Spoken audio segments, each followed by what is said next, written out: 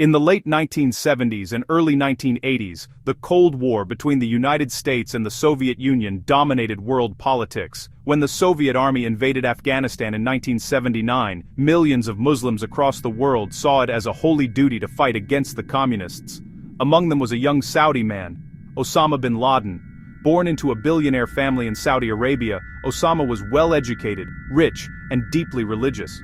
When he arrived in Afghanistan, he used his wealth to build camps, supply weapons, and organize fighters. Ironically, at that time, America secretly supported him and other Mujahideen fighters, sending them money, arms, and training through Pakistan's intelligence agency, ISI. The goal was simple: defeat the Soviet Union. By 1989, the Soviets withdrew from Afghanistan.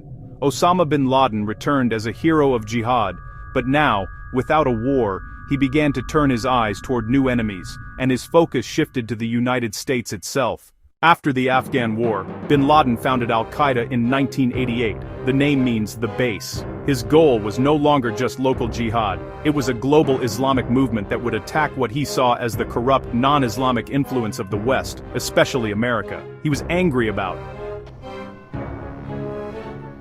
U.S. drones. Troops stationed in Saudi Arabia after the Gulf War, 1991. 2. America's support for Israel against Palestinians. 3. Western interference in Muslim nations. By the mid-1990s, bin Laden had turned against the very country that once helped him. In 1996, from his hideout in Sudan, he issued a declaration of war against the United States, calling it the enemy of Islam. Soon, he moved back to Afghanistan, where the Taliban government gave him safe shelter. Throughout the 1990s, Al-Qaeda carried out a series of terrorist attacks. 1993, attempted bombing of the World Trade Center in New York.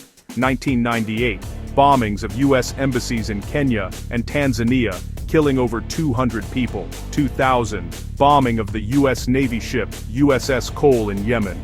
Each attack grew more sophisticated, and American intelligence began to realize that a large-scale strike was coming, but no one knew when or where. On the morning of September 11, 2001, 19 Al-Qaeda operatives hijacked 4 commercial airplanes. At 8:46 a.m., the first plane struck the North Tower of the World Trade Center. 17 minutes later, the second plane hit the South Tower. At 9:37 a.m., another plane hit the Pentagon, America's defense headquarters. The fourth plane, United Flight 93, crashed in Pennsylvania after brave passengers fought the hijackers. By 10:30 a.m., both towers had collapsed. Nearly 3,000 people were dead, and America was in shock. It was the worst terrorist attack in human history.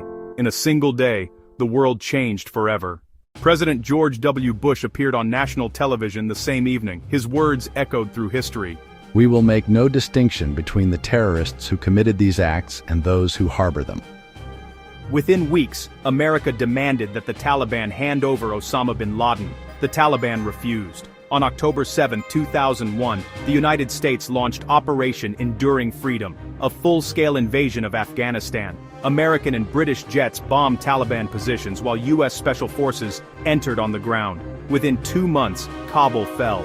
The Taliban regime collapsed, but bin Laden had vanished, slipping through the mountains of Tora Bora near the Pakistan border. For nearly 10 years, Osama bin Laden remained the world's most wanted man. The U.S. intelligence agencies, CIA, NSA, and military intelligence spent billions of dollars tracking his network. Thousands of suspects were captured or killed. Wars spread from Afghanistan to Iraq, Yemen, and beyond.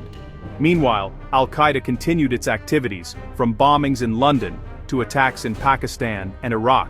But its leader, bin Laden, stayed hidden. Over the years, clues surfaced. Messages recorded by bin Laden appeared online, proving he was alive and defiant. He continued to inspire thousands of militants globally. By 2010, U.S. intelligence traced a trusted courier to a large, mysterious compound in Abbottabad, Pakistan, a city near a Pakistani military academy. Months of secret surveillance confirmed it. Osama bin Laden was living there. On the night of May 2, 2011, Pakistan time, a team of 24 Navy SEALs flew in 2 stealth helicopters from Afghanistan. The mission was codenamed Operation Neptune Spear. Within 40 minutes, they stormed the compound, shot bin Laden, and took his body away. No Americans were killed. One helicopter crashed but was destroyed to protect U.S. technology.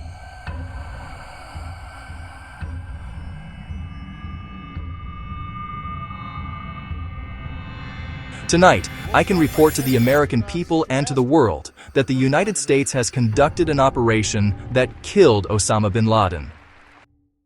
Osama bin Laden's death was seen as a symbol of justice, but by then, America had already spent trillions of dollars and lost thousands of soldiers. Afghanistan and Iraq were left in chaos. Terrorism didn't end, it simply evolved into new forms like ISIS. In 2021, 20 years after the 9/11 attacks, America finally withdrew from Afghanistan. The Taliban returned to power, the same group that had once sheltered bin Laden. It felt like history had come full circle. Osama bin Laden's actions reshaped the entire 21st century. Air travel security, surveillance, international relations, all changed after 9/11. The war on terror became the longest war in American history, and even after his death, the world still struggles with the balance between freedom and security, peace and revenge. A single man's ideology can ignite wars, but it takes humanity to bring peace.